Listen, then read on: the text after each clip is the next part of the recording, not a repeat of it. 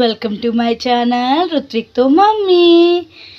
ఈరోజు చాలా రోజుల నుంచి వీడియో మీకు తీయాలనుకుంటున్నాను, కుదరట్లేదండి.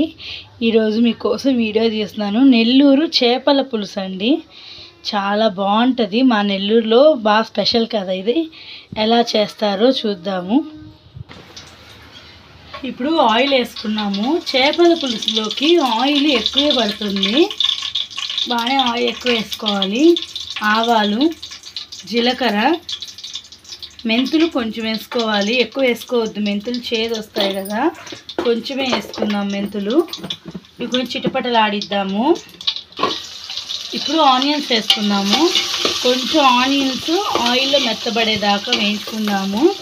లైట్ పింక్లోకి వస్తాయి కదా, వేయించుకొని అప్పుడు టమాటాలు వేసుకుందాము. చూసారు కదా ఆయిల్ ఎంత ఉందో, ఇది మాత్రం ఆయిల్ ఉండాలి చేపల పులుసుకి. ఇప్పుడు టమాటాలు వేస్తున్నాము. చూసారు కదా ఆనియన్స్ లైట్గా కొంచెం మెత్తబడితే టమాటాలు వేస్తానని చెప్పాను కదా, టమాటాలు వేస్తున్నాను. చూసారు కదా, ఇది కూడా ఒక్క వంతు మెత్తబడేదాకా వేయించుకుందాము. ఇప్పుడు కొంచెం పసుపు వేసుకుందాము. పసుపు, కారము,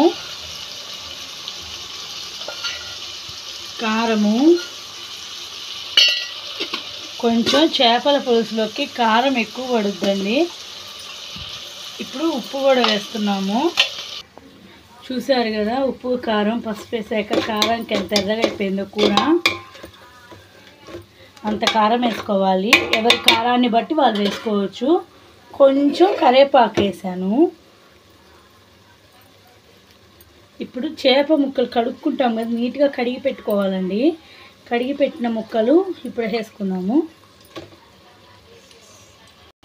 ఇప్పుడు ఒక 5 మినిట్స్ ఆ ముక్కలు కొంచెం ఆయిల్లో మగ్గేదాకా మూత పెట్టుకుందామండి. ఇప్పుడు పులుసులోకి పులుసు పొడి చేసుకుంటున్నాము. పొట్టి బాండీలు పెట్టుకోవాలండి, ఆయిల్ ఏం లేకుండా.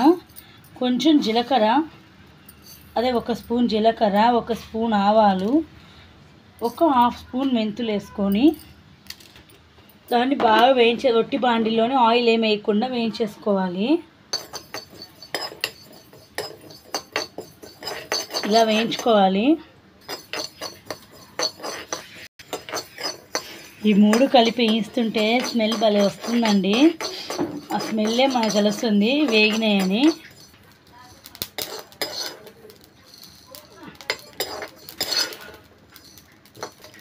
ఆపేసుకుందాము. ఇది చల్లారిన తర్వాత దీన్ని దంచుకోవడము, మిక్సీ పట్టడము చేద్దాము. ఇప్పుడు చేపల పులుసుని చూద్దాము. ఇంకా గంటి పెడితే ముక్కలు ఇరుగుతాయండి, అందుకని గంటి పెట్టకుండా ఇట్లానే గరిటె వాడకుండా దబర్తోనే ఇట్లా మిక్స్ చేసుకోవాలి మనం.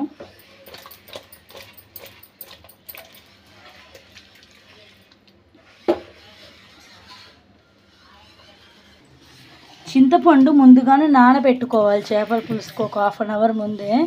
ఆ చింతపండుని ఇప్పుడు మనం మెత్తగా నలిపేసి గుజ్జు మొత్తం తీసేసి దాన్ని పులుసులోకి పోయడానికి ప్రాసెస్ రెడీ చేసుకుంటున్నాము.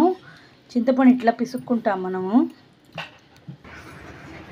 చూసారు కదా ఇలా పౌడర్ చేసి పెట్టేసుకున్నాను. ఆవాలు, జీలకర్ర, మెంతులు పౌడరు, దీన్ని పులుసు పొడి అంటాము.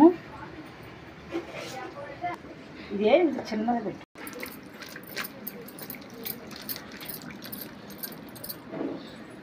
ఇప్పుడు ఇలా చింతపండు రసం కూడా తీసి పెట్టుకున్నాము ఒక దాంట్లో.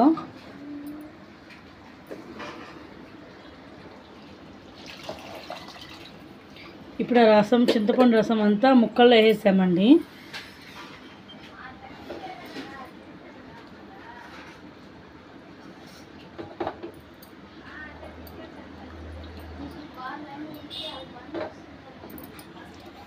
చూసారు కదా ఎట్లా వచ్చిందో. చేపల పులుసులో ఇట్లా చింతపండు వేస్తే ఇలా వచ్చిందండి. కలర్ చూడండి ఎంత రెడ్గా ఉందో. చేపల పులుసు కలర్ చూసుకొని తినేవాళ్ళు ఉంటారు. టేస్ట్, స్మెల్ అబ్బా, నాకైతే ఇప్పుడిప్పుడే ఆకలి వేస్తుంది అప్పుడే.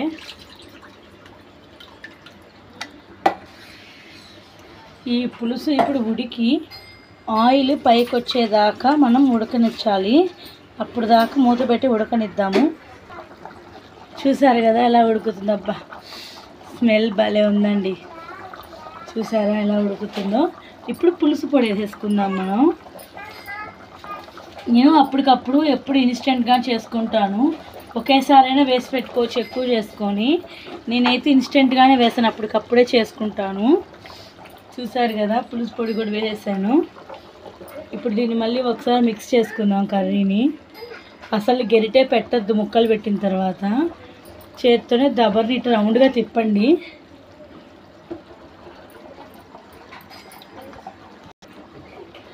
ఉప్పు కారం చూసుకొని వేసుకున్నానండి. మీరు కూడా ఉప్పు కారం తక్కువైనా ఎక్కువైనా చూసుకోండి. నాకు కొంచెం ఉప్పు ఒక్కరంత కారం తక్కువైంది, చూసి వేసుకుంటున్నాను. ఇప్పుడు మనం సిమ్లో పెట్టుకుందాము. ఇప్పుడు దాకా మీడియంలో హైలో ఉంది కదా, ఇప్పుడు సిమ్లో పెట్టుకుంటున్నాను. ఇప్పుడు చూసారు కదా ఆయిల్ తేలుతూ ఉంది. ఒక 5 మినిట్స్ దీన్ని ఇట్లానే ఉంచేద్దాము. ఇప్పుడు కొంచెం కొత్తిమీర, మళ్ళీ కొంచెం కరివేపాకు వేస్తున్నాను. ఫస్ట్ కూడా కరివేపాకు వేస్తున్నాను నేను, అయినా కూడా లాస్ట్లో మళ్ళీ వేస్తున్నాను, కొంచెం స్మెల్ బాగుంటుందని.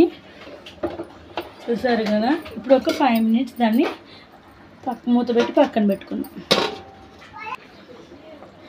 మధ్య మధ్యలో ఇలా చూసుకుంటూ ఉండాలి ఉడికిందో లేదో. చూసారు కదా. ఇప్పుడు మళ్ళీ ఇంకొంచెం ఉడకాలి ముక్క.